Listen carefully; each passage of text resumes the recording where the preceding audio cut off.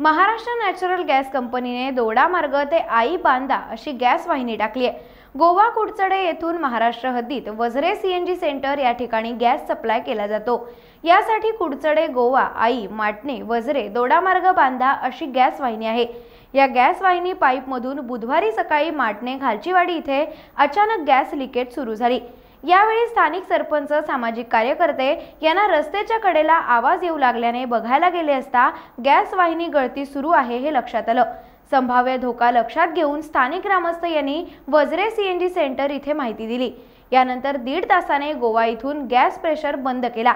ग्रामस्थ यांच्या सतर्कतेमुळे मोठा अनर्थ टळला।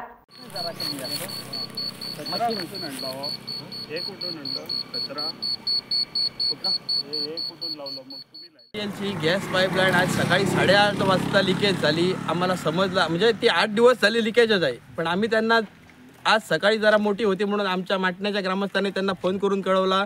तर ते आता 11 वाजता इकडे सेफ्टीचे सिलेंडर घेऊन आलेत आणि 11 वाजता येऊन त्याला काय करणार। आणि त्यांना बोलवलं, तुमचा कोण मेन सर आहे त्यांना बोलवा, तर ते कोणी इकडे अजूनपर्यंत आलेले नाही। आता आम्हाला जवळजवळ इकडे 1.5 तास झाला आम्ही उभे आहोत आणि ते बोलतात आम्ही कोल्हापूरला आहोत, कोल्हापूरतून आम्ही आता 1 तासात इकडे पोहोचणार। कोल्हापूरहून 1 तासात ते कसे पोहोचतात ते आम्हाला आता बघण्यासाठी आम्ही इकडे थांबलेलो आहोत।